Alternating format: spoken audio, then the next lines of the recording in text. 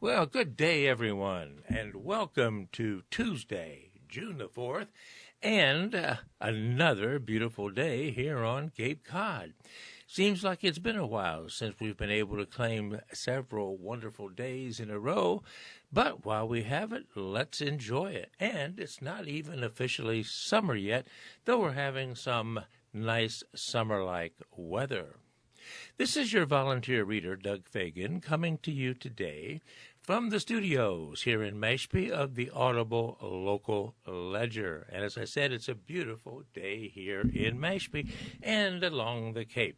So without further ado, let's take a more specific look at the weather for today and throughout the week for Cape and Islands and see what we have.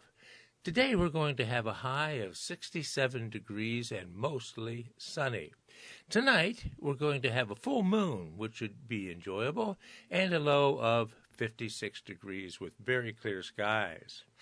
Wednesday, tomorrow, we're going to have a high of 72, pleasant with times of clouds and sun, with an overnight low of only 62 degrees.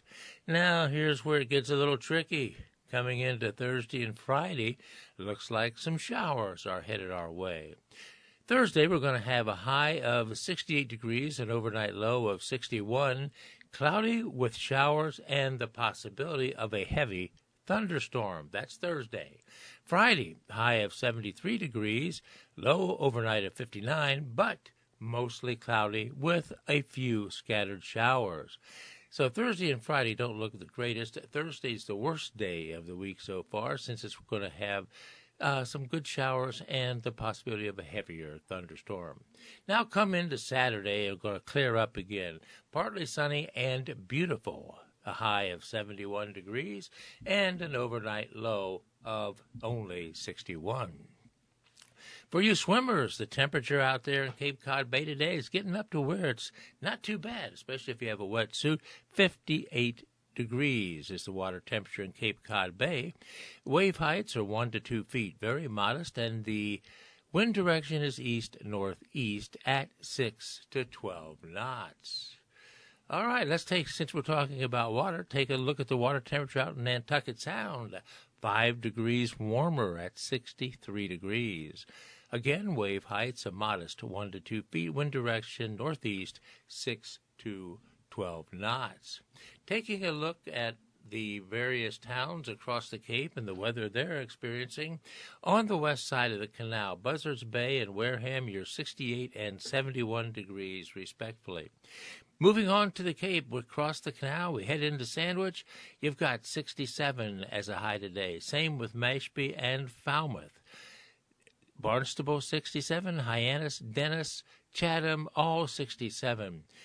Same with Eastham, Brewster, and Truro. The temperatures throughout the Cape are typically very consistent, as most of you know, and the same is true out at Provincetown at Race Point, 67 degrees today. Everywhere along the Cape, sunny skies today. All right, let's sail out to the islands and see what we have there. Again, sunny. Oak Bluffs over at Martha's Vineyard is 66 degrees. Edgartown, 65. Further out to Nantucket, at Secaucet, 62 degrees, and at Nantucket Village, it is 67 degrees. So fair, beautiful weather throughout the Cape and the islands. So enjoy it while you can, and again, remember that the worst day of the week seems to be Thursday, with a high of 68, but cloudy with showers and the possibility of a heavy thunderstorm. All right, let's move on today as we begin reading from the Tuesday, June 4th edition of the Cape Cod Times, starting on page 1. Here on page 1, the lead article headlines say, Going the Distance, and it features a picture of Selena Costa, age 55, posing on May 31st with her medals from running the Great Wall Marathon in China. May 18 was the third time Costa, originally from Brazil but now living in Hyannis, ran that particular marathon, and it was by far the hardest she's ever done, she said. All right, that's what is stated underlying the picture. Let's now go to the article. This is written by George Constantinos of the Cape Cod Times Network, and here it is. At the 34-kilometer mark, the course goes almost straight up for an entire kilometer, and Selena Costa was holding on to the railings, pulling herself up step by step. I thought I was never going to finish, said Costa. It was just going up for 1 kilometer. I couldn't even breathe. However, despite 96-degree temperatures, she made it to the top and then onward to complete the Great Wall Marathon on May 18th at the age of 55. It was the third time Costa, originally from Brazil but now living in Hyannis, did run the marathon, and it was by far the hardest, she said. The marathon route is at the Huangyangan section of the Great Wall of China. There is a full marathon at 42.2 kilometers, which is 26.2 miles, a half marathon at 21.2 kilometers, and a fun run at 8.5 kilometers. Fun if you enjoy running, that is. One challenge is that the race course is almost all uphill, with 5,164 steps to climb, and not all of them of standard height. Also, part of the race is on an incline, like a ramp, but the terrain is rocky and uneven.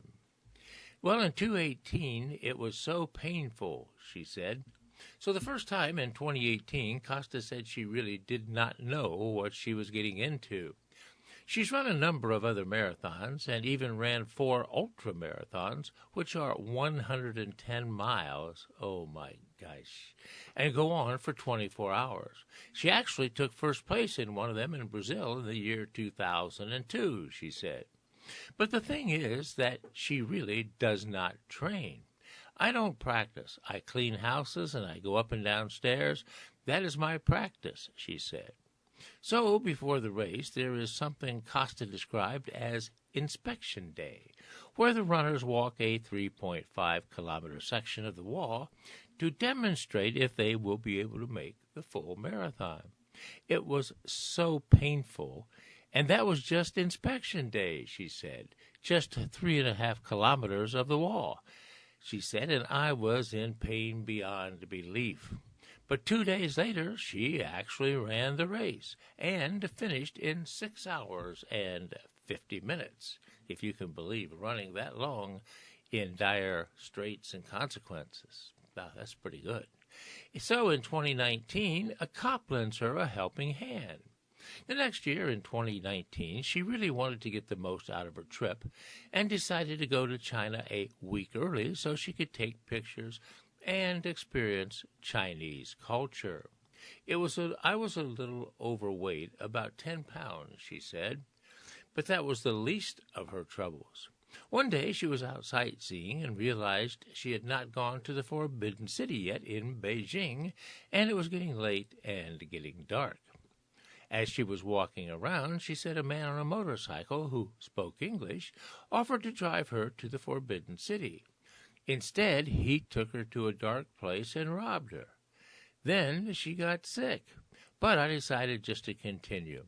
I was not feeling well. I was sick, and the day of the race was really tough, said Costa. She almost didn't make it.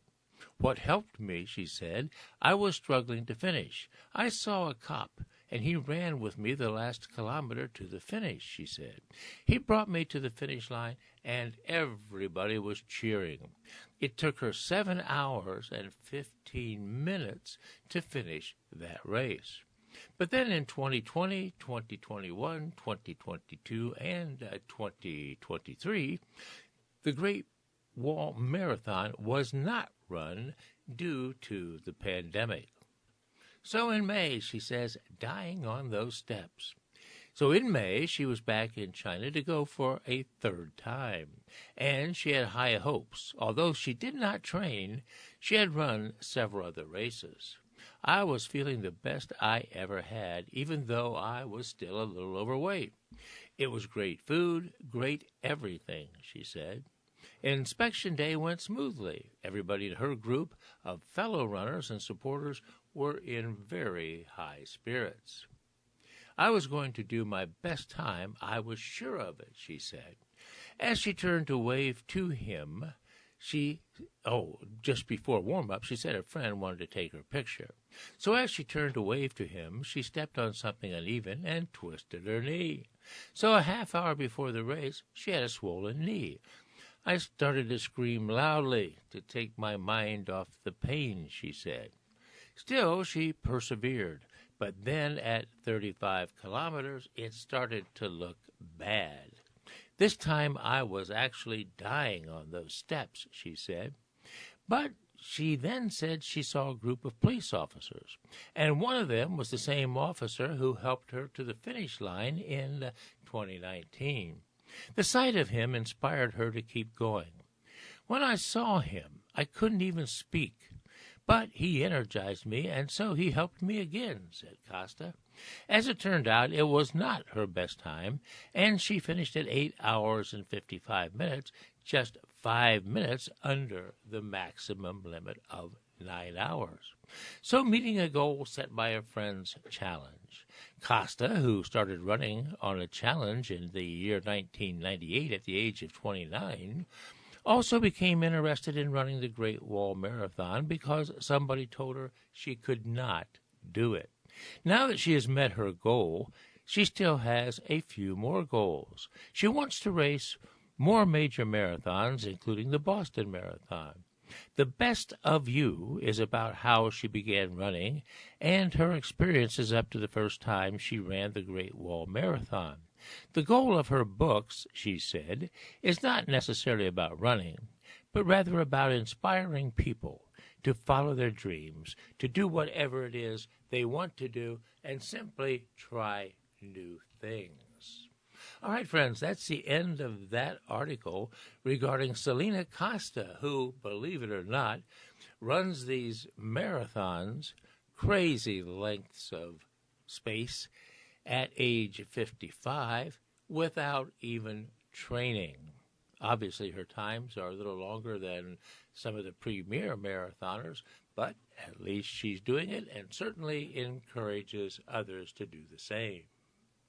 Here also on page 1 is an article of local interest. It's entitled, Losing Brewster Select Board Candidate Says She'll Seek a Recount. This article is by Heather McCarran of the Cape Cod Times staff, and here is the article. A recount is in the works after a neck-and-neck finish for one of 2 Brewster Select Board seats that were on the May 28 town election ballot.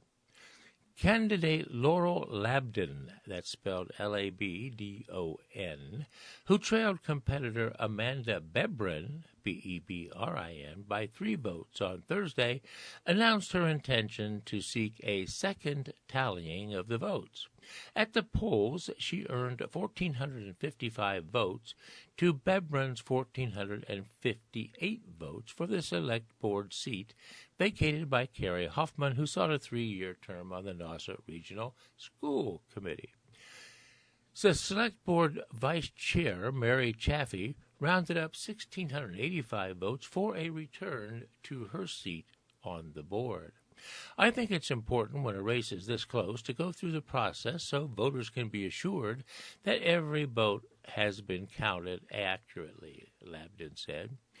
She emphasized that she has nothing but the utmost respect and faith in Town Clerk Colette Williams and the town staff. And she doesn't anticipate a change in the ultimate outcome, but I do think it's an appropriate way to end this closely contested contest, she said. Labdon hopes to get all of the paperwork in by Monday, so this can be done as expeditiously as possible so we can all get on with our regularly scheduled lives. She will need to collect 10 signatures from registered voters in each of the town's voting precincts in order for a recount to take place. Brewster has 3 precincts, so Labdon will have to collect at least 30 signatures. So a replay of last year's race. Labdon also narrowly missed earning a place on the select board last year when she challenged Chair Ned Chatelain. Initially, just 6 votes separated the two at that point. A recount slightly narrowed the gap to 5 votes. Williams explained at the time that a voter did not properly fill in the space for Labdon on the ballot, resulting in the vote being counted as not filled in. It's her third outing as a select board candidate. In 2018, Labdon was among 5 candidates for 2 seats on the board. She came in fourth in that race, but the results were not as close as they were last year and again this year. Labdon, who initially ran uncontested for re-election to the Brewster Housing Authority, called this year's election results, quote, another heartbreakingly close apparent loss, end quote, for her. She initially announced her plans to seek a recount on her Facebook page on Thursday, telling followers, quote, I again want to thank everyone who participated in the election, whether you supported me or not. Community engagement is so important and necessary to keep Brewster the beautiful and vibrant town it is, end quote. She noted that she reached out to Bebron about her plans before announcing that she will seek the recount. So what is the opponent's response to the recount plan? Bebron, who was also on the planning board, said she trusts the integrity of Brewster's election system, but she also respects Ms. Labdon's right to request a recount. Regardless of the outcome, I look forward to continuing to serve Brewster as an elected official, she said. I encourage all our residents to participate in local government so we can make the best decisions and policies for our community. In all, 2,868 ballots were cast in this year's election, representing nearly one-third of the town's eligible voters. Staff will have to go through all of the ballots by hand for a recount and will enlist help from town clerks in other Cape Cod towns. The town clerk's office indicated they are shooting to hold the recount during the week of June 10 if all the necessary signatures are collected and thus certified. Besides last year, the most recent recount held in Brewster was in the year 2019, when voters passed a $309,000 general override by just 1 vote. That override produced permanent funding for 4 town positions, a Council on Aging Program Coordinator, a Natural Resource Officer, and 2 firefighter paramedics whose positions were previously supported by a federal grant. After the 2019 recount, the difference was still 1 vote, and thus the decision stood. All right, friends, that's the termination of that article regarding candidates and a recount of the vote for a position on the town select board. This next article from page 1 has a national as well as an international flair. It says, Veterans get heroes welcome at the France D-Day anniversary. This comes from the Reuters News Service. And here's the article. Crowds cheered as U.S. veterans arrived at French airports ahead of ceremonies marking the 80th anniversary of D-Day, a turning point in World War II when more than 150,000 Allied soldiers landed in Normandy to drive out Nazi German forces. Many of those flying in over the weekend and Monday were older than 100. Many were pushed on wheelchairs by relatives and assistants. It's unreal. It's totally unreal. Wow. 107-year-old Reynolds Compter said at Paris Charles de Gaulle Airport as students waved U.S. and French flags and held up photos of the veterans. It feels great, and I'm so thankful that I got the opportunity to be back out here, my son being with me as well, said 100-year-old Bill Wall, as his son Ray pushed him through the arrivals. I lost some great friends on D-Day. All of these people who are out there on their crosses and unmarked graves, they are the true heroes. It gives me a chance to pay tribute to them, which they so deservedly need, he added. In Deauville, Normandy, a chartered flight with 48 veterans on board was greeted by the French president's wife, Brigitte Macron, on Monday. Among them was 101-year-old Bob Gibson, who was in the second wave of soldiers to land on Normandy's Utah beach and said he still had nightmares. To me, it's like it happened yesterday. You wouldn't believe what I've seen. Terrible things. Some of the young fellows never reached a major beach, and sometimes it wakes you up still in the night, he added. Today we seem to be going back instead of going further. Love is the answer, 100-year-old Arlister Brown said. People needed to listen to what the veterans had to say, Brigitte Macron told Reuters. In today's world, we need to hear them. They do us good, they do me good, she said. We can see the extent of their courage. Across Normandy, where beaches and fields still bear the scars of the fighting that erupted on June 6 of 1944 and the weeks that followed, preparations were underway for the ceremonies. World leaders from the United States, President Joe Biden, to German Chancellor Olaf Scholz will attend. In Vierville-sur-Mer, a town just above Omaha Beach, one of the sectors where U.S. soldiers landed, a reenactment camp was set up, giving visitors a chance to see what equipment the soldiers used. People took rides in World War II jeeps and armored vehicles. A handful of serving members of the Virginia National Guard's 29th Infantry Division gazed out over the beaches that their elders stormed 80 years earlier. It's very historic, it's memorable, and it's very emotional as well, said U.S. serviceman Esau Lee.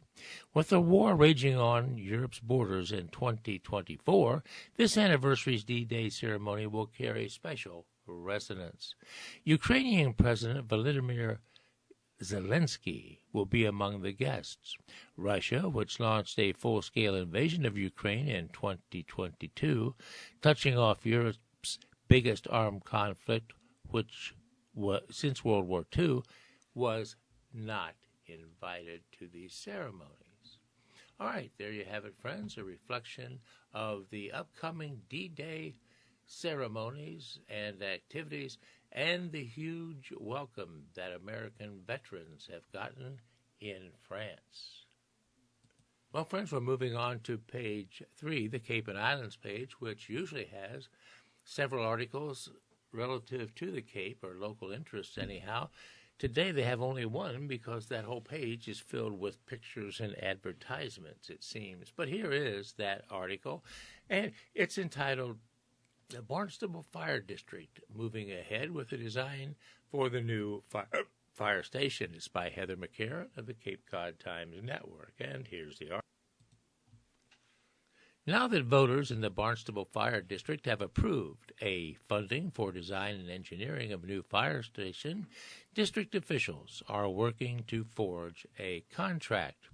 We will finalize the contract with the architect in the next few weeks, and will then begin working on the plan after July 1, Barnstable Fire Chief Chris Beal said.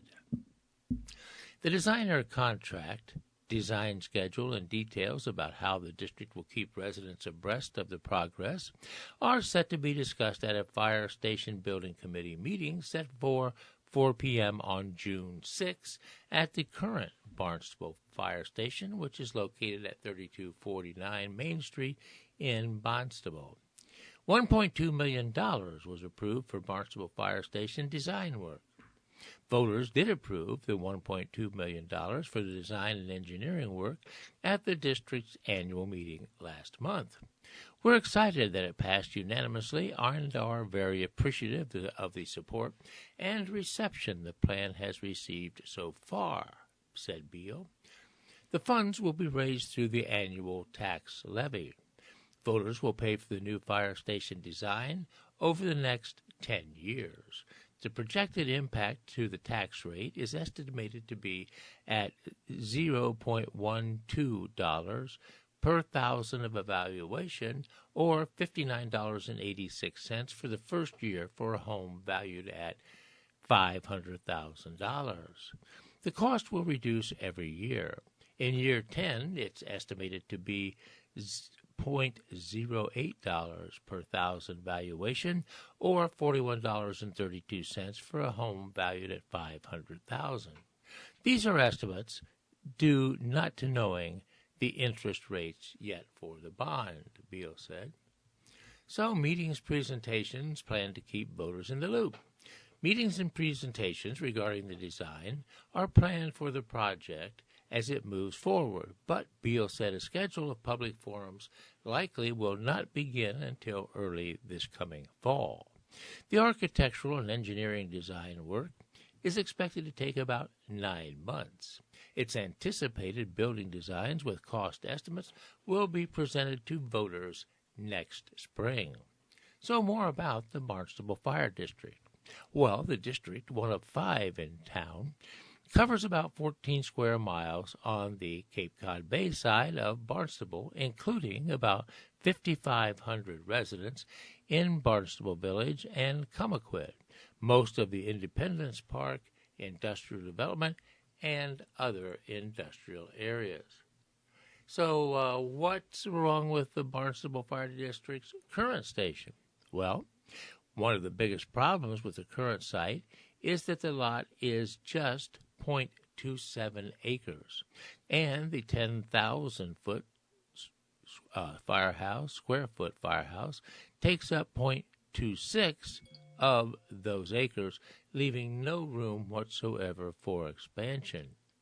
At present, the station on Main Street does not comply with the accessibility standards of the Americans with Disabilities and lacks adequate room for additional staffing and presents firefighter safety issues. Space is at a premium inside the station's bays, with little clearance between the trucks and inadequate space to store gear and to separate clean gear from dirty gear. Keeping dirty gear separated is an important safety issue, according to the International Association of Firefighters, since toxins can contaminate storage, working, and living areas, as well as other gear. Locker room and sleeping space are another concern. So the new fire station will be located on Finney's Lane. The proposal is to demolish the 2,000 square foot Barnstable Water Department office structure built in 1940 at 1841 Finney's Lane, and replacing it then with a new modern fire station to serve the residents and guests of the Barnstable Fire District for the next 50 years. Then the Water Department and district offices would take over the existing fire station.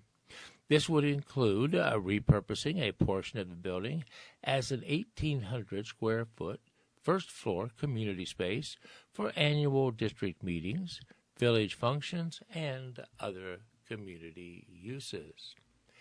Moving operations to the Finney's Lane station would provide ample space to meet fire department's needs, with about 2.5 acres to build a station that can house the fleet of vehicles and boats, plus existing staff and anticipated staff additions in the years ahead. With the department responsible for covering 3 courthouses, the county's headquarters, and most of the still growing industrial park that's already home to Cape Cod Potato Chips, Shepley Wood Products, Home Depot, BJ's Wholesale Club, and the Vineyard Wind Substation, Beal has pointed out it's also of growing importance to keep staffing up to par. This need is upheld by studies the fire district has conducted over the last several years. All right, that's the article relevant to the new Barnstable Fire Station that was approved and the planning that goes on to put that into effect. All right, let's move on, friend. For those of you who follow us regularly, you know that it's typically at the midpoint of the broadcast, where we are today, that we do the various obituaries. And today it seems we only have one. So let's take a look at that now. This obituary is for James M. Daly. That's spelled D-A-L-Y, Jr. Dateline, Dennis. And here it is. James M. Daly, Jr., who was born in 1942, was the loving grandfather, husband, and great-grandfather, as well as a good friend. Of Stuart, Florida, formerly from Dennis, Mass. And Norwell, Mass., James Daly passed away peacefully on May 24th at the age of 82, surrounded by his loving family. Born in Alston, Mass. On 26th of March in 1942 to the late James and Anna Daly. Jim spent most of his childhood growing up in Alston and Brighton, Mass. He graduated from St. Sebastian High School and then received a degree from Boston College. Jim served 4 years in the U.S. military, stationed for a time in Germany. Following his military service, Jim spent 37 years in various roles in New England telephone, where he met the love of his life and wife of 48 years, Ursula. They raised their family in Norwell, where Jim dedicated time serving on the advisory board for the town of Norwell, as well as volunteering for over 25 years within Norwell Youth Athletics. In January of 2000, Jim received an honorary recognition plaque from the Massachusetts House of Representatives for his dedicated service to the youth of Norwell and for his leadership to the athletes of Old Colony Youth Football and for creating a positive framework to develop their core values and sportsmanship. Jim's legacy is one of quiet strength, unwavering support, quick wit, huge heart, and a warm smile. He will be remembered as a generous soul who lived his life full of purpose, devotion, friendships, faith, and laughter. Jim thoroughly embraced life in recovery, where he was a beacon of strength, constant support, and true friend of 44 years to those on a similar journey. His love and dedication to family, especially his grandchildren, was evident to all that witnessed their bond. James' memory will continue to inspire those who were fortunate to know him. Visiting hours for James Daly will be 8:30 to 10:30 a.m. this Friday, June 7, at Doan, Beal, and Ames Funeral Home, located at 729 Route 134 in South Dennis. Interment will be at a later date. In lieu of flowers, please consider donating to New England Society for Abandoned Animals in Barnstable. All right, there you have it, friends. The obituary of James M. Daly of Dennis. This next article is one of national interest, especially to women. It's entitled, Bill to Protect Access to Contraception is Up for a Vote. This is part of the USA Today Network reporting. It has a dateline of Washington, D.C., and here is the article. The Senate will vote Wednesday, that's tomorrow, on legislation that would protect access to contraception at the national level, Senate Majority Leader Chuck Schumer, Democrat from New York, announced in a letter to colleagues this past Sunday. A vote on the bill, which is led by Senators Ed Markey, Democrat of Massachusetts, and Mazie Hirono, a Democrat from Hawaii, would force Republicans to stake out a position on a hot-button issue during an election year. Many Republicans have backed abortion restrictions at the state level, and their Democratic colleagues have accused them of wanting to go even further. In his letter, Schumer called the overturning of Roe v. Wade in 2022 one of the worst Supreme Court decisions of modern times. The decision allowed states to pass their own abortion rights or restrictions, uprooting what was the national protections for the procedure. As horrific as these state abortion bans are, they're just the tip of the iceberg when it comes to the consequences of the Republican attacks on reproductive freedom, Schumer said. The legislation defines contraception as any drug or device or biological product intended for the use in the prevention of pregnancy. Though some Republicans may support the bill, most are likely to vote against it. GOP senators have previously said Republicans back access to birth control, but they don't believe legislation is necessary on the federal level. Former President Trump said last month he was open to restrictions on birth control, but he later walked it back, saying he has and never will support such a policy. The vote is part of a larger battle for the Senate, which Democrats and independents who caucus with them control with a narrow 51 to 49 majority.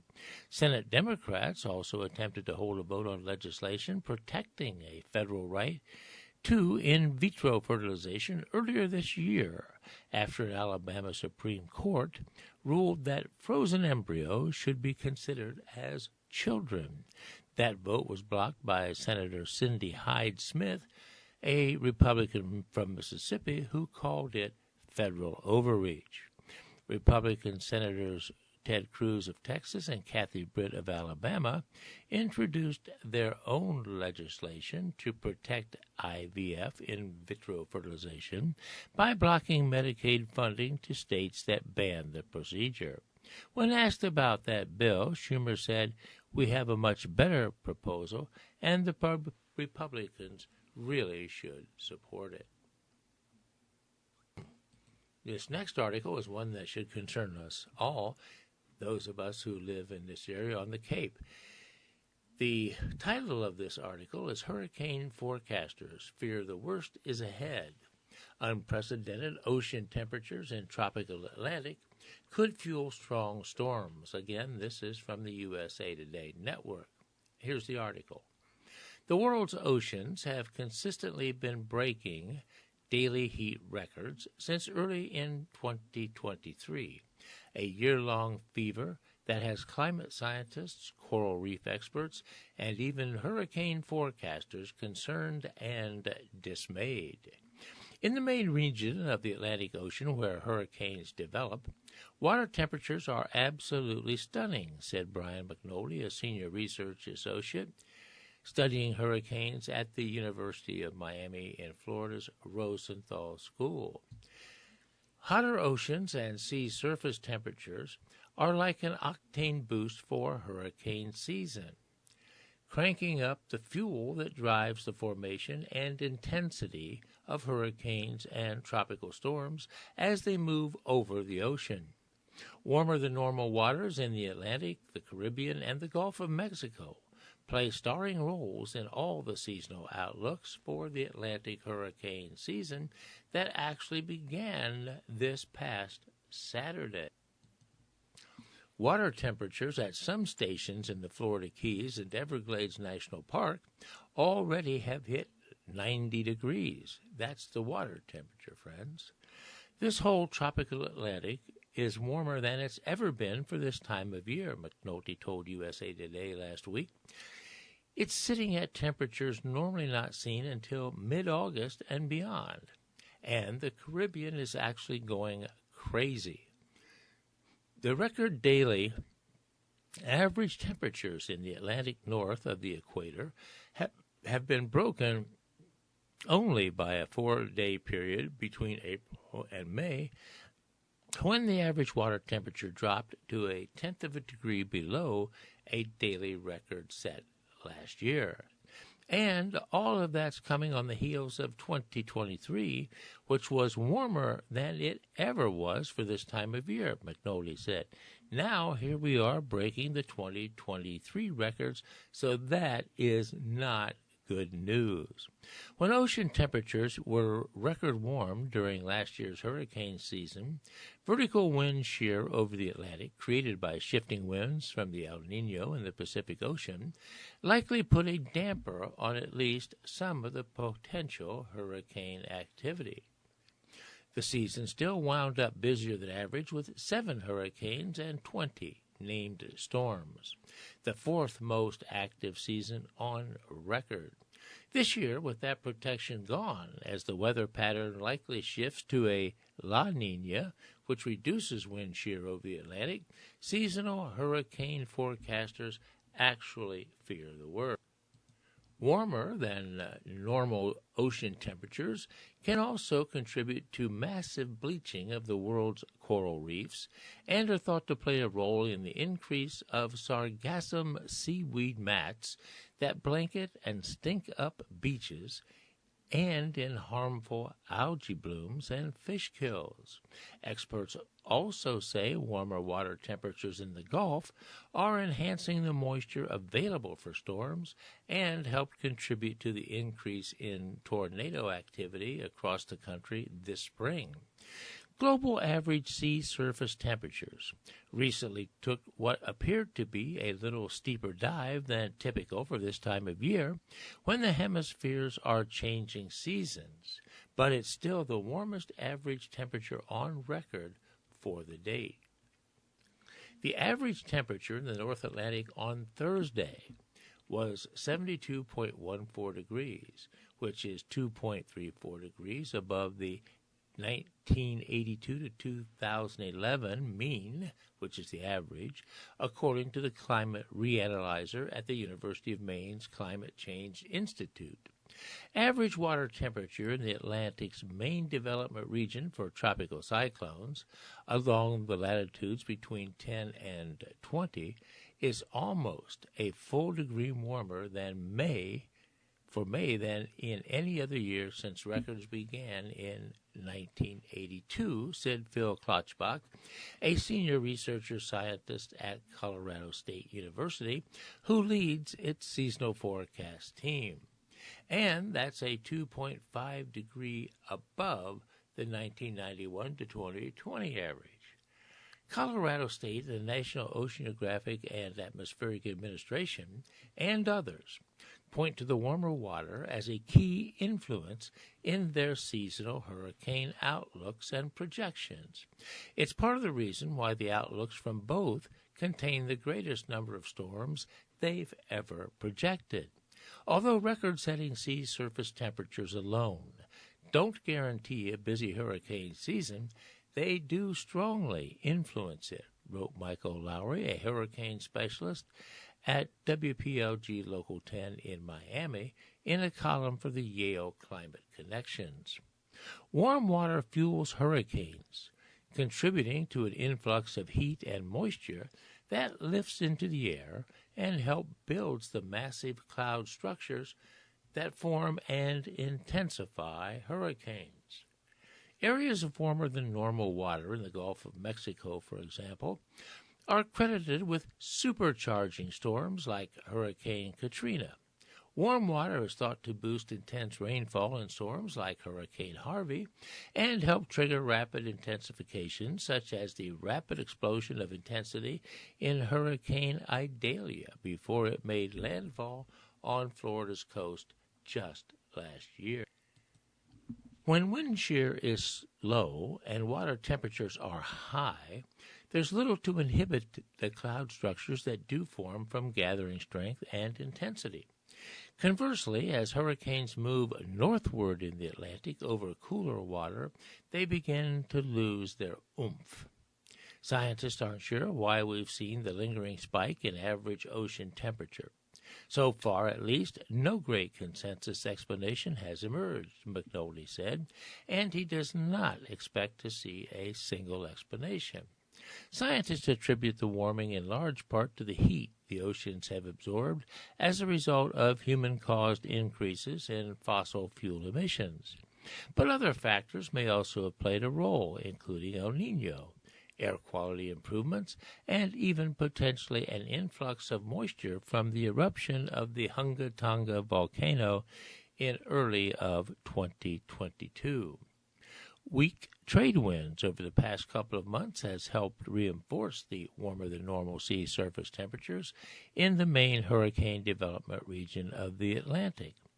Even if the region were to warm at its slowest observed rate between now and September, it would still be the second warmest September in the region, trailing only the year 2023.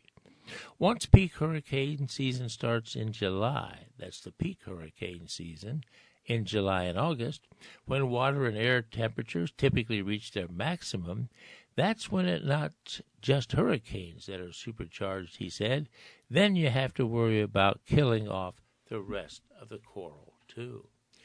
All right, friends, there you have it, a not too optimistic forecast or outlook for the potential of hurricanes in our area along the Atlantic, and they're fearing the worst, so we'll hope for the best. All right, friends, at this point, let's break from the news articles a moment and take a look at the various lotteries across the state and nation. In the big ones, the Mega Millions, which will be drawn tonight at 11 o'clock, that jackpot for Mega Millions is $560 million. Powerball, which will be drawn tomorrow, has a jackpot of $185 million currently. So with those jackpots being what they are at such high levels, it's obviously that nobody has won recently. But anyhow, let's take a look at the various lottery games that were held recently. Looking at yesterday's Monday, June the 3rd, numbers game, the midday drawing had these numbers: 9267. Midday numbers yesterday, 9267. In the evening drawing for the numbers game, those drawn were 2721. Evening numbers game, 2721. Mass Cash, which was also drawn yesterday, June 3rd, here are those 5 numbers: 2416, 27, and 30.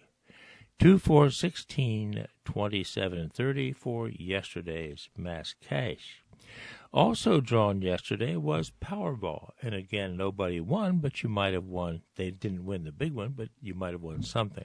Here are those Powerball numbers from yesterday, June 3rd. 19, 29, 35, 36, 45, with a Powerball of 16.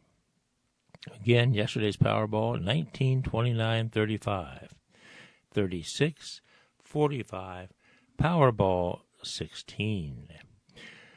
Last Friday, the Mega Millions' most recent drawing was held. From Friday, May 31st, here are those numbers: 4, 11, 23, 33, 49, with a Mega Ball of 23. Again, last Friday's Mega Millions: 4, 11, 23, 33, 49, and a Powerball of 23. Mega Bucks, if you play that drawing was held again yesterday. Here are those 6 numbers: 1, 12, 16, 22, 31, 42. 1, 12, 16, 22, 31, 42 for the Mega Bucks. And if you play Lucky for Life, our last one to be reported today, you play that drawing was yesterday: 8, 21, 23, 39, and 40, with a Lucky for Life ball of 8. So 8, 21, 23, 4, 39, and 40 were the Lucky for Life numbers, with a Lucky for Life ball of number 8. Okay, friends, there you have it, a comprehensive look at the various results from the drawings, most of which were yesterday.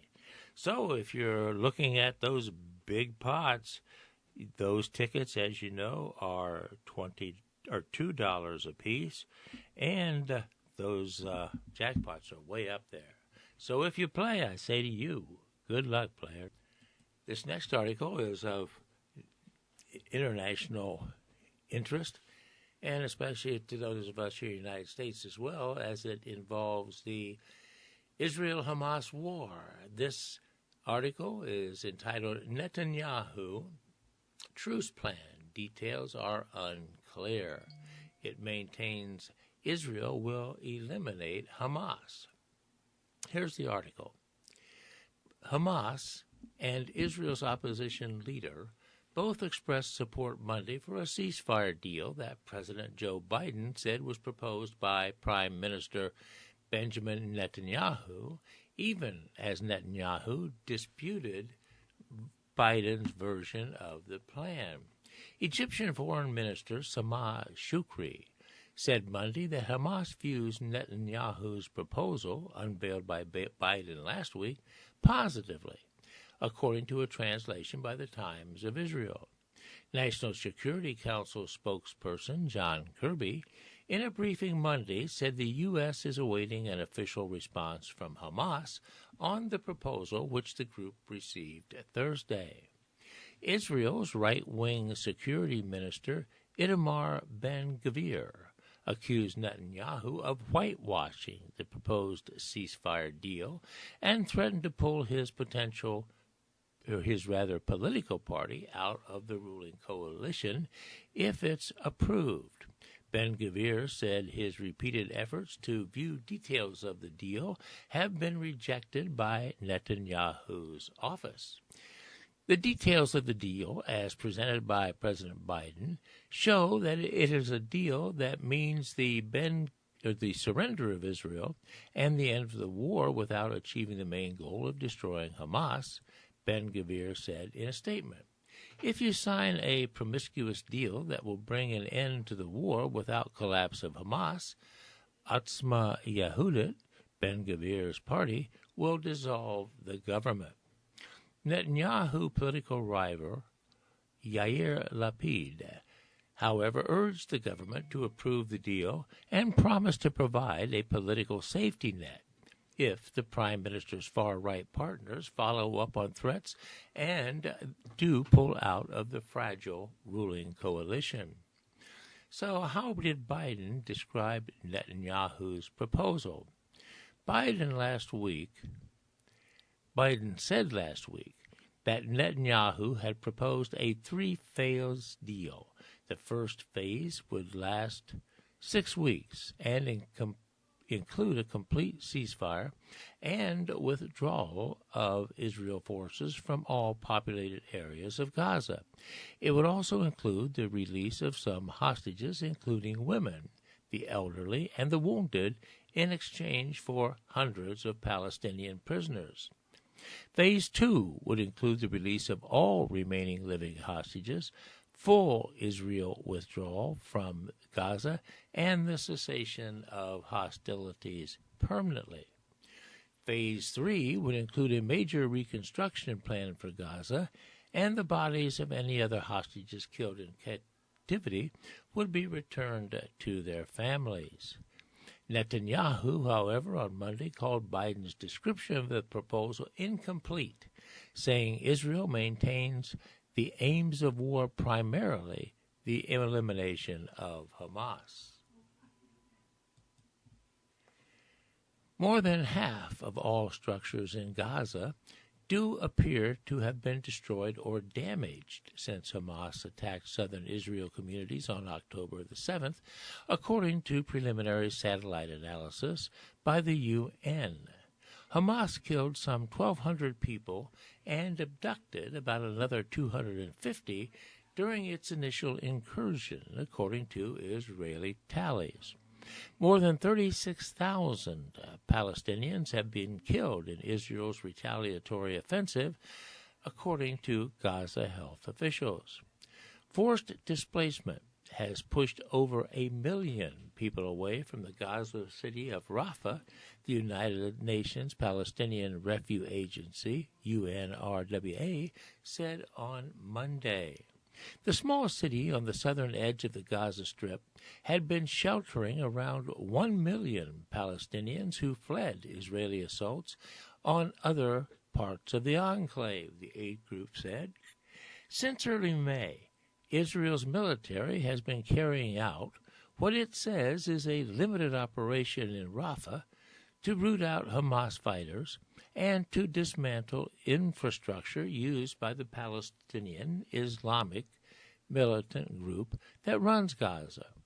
The Israeli military has told civilians to go to an expanded humanitarian zone some 12 miles away. Many Palestinians have complained they are vulnerable to Israeli attacks wherever they go and have been moving up and down the Gaza Strip in the past few months. UNRWA said thousands of families now shelter in damaged and destroyed facilities in the city of Khan Yunis, where the agency is providing essential services despite increased challenges. In Egypt, the Rafah border crossing cannot reopen under Israeli control. The Rafah border crossing, critical to aid deliveries into Gaza from Egypt, cannot operate again unless Israel relinquishes control and hands it back to the Palestinians in the Gaza side, Egyptian Foreign Minister Shukri said on Monday. Last month, Israel seized Gaza's entire border with Egypt, including the crossing during its offensive in Rafah. The crossing also represents the only lifeline to the outside world for the 2.3 million population in the Israeli besieged territory of Gaza. It is difficult for the Rafah crossing to continue operating without a Palestinian administration, Shukri told a press conference with his Spanish counterpart in Madrid. The comments came amid rising tensions after the death of an Egyptian soldier last week in an exchange of fire with Israeli forces, who Egyptian security sources said crossed a boundary line while pursuing and killing several Palestinians. Israeli Defense Minister Yoav Gallant said on Sunday Israeli forces were seeking to destroy tunnels between Gaza and Egypt used by Hamas to smuggle in weapons or possibly as a means to escape the war. Egypt, however, has denied the existence of such tunnels. So UN experts urge all nations to recognize Palestine. A coalition of more than 24 United Nations human rights experts on Monday urged all nations to recognize the state of Palestine and use all available political and diplomatic resources to forge an immediate ceasefire in Gaza. The call came less than a week after Spain, Ireland, and Norway joined more than 140 other nations in officially recognizing a Palestinian state. Israel has repeatedly condemned such actions, saying it strengthens Hamas. The U.S. has sided with Israel, saying a solution must be negotiated. This recognition is an important acknowledgement of the rights of the Palestinian people and their struggles and suffering toward freedom and independence, so said a UN expert in a recent statement. All right, there you have it, an article referencing the continuing mess in Gaza and the Israeli-Hamas standoffs. All right, let's move on. Well, friends, as we come to the conclusion of today's broadcast of the Tuesday edition of the Cape Cod Times, let's finish off with a couple of fun quotes that are relevant to our life here on Cape Cod. Here's one. Nothing soothes the soul like the sun and the sand, since everybody's thinking about going to the beach right now. Here's another one. Everyone should believe in something. I believe I should go to the beach. Here's another one. The ocean is calling me on my shell phone. Interesting. All right, friends, that pretty much does it for today's broadcast. Hopefully you'll get out and enjoy this beautiful day today. And Wednesday, tomorrow's supposed to be good as well, except for Thursday when there might be some actually heavy rain and thunderstorms. So until we speak to you the next time, I will let you know that it has been my pleasure to speak with you and read with you today, and I look forward to doing so again next week. So signing off, this is your volunteer reader coming to you from the studios of the Audible Local Ledger, and I am Doug Fagan. So long for now. Have a great week, and stay in good health. So long for now.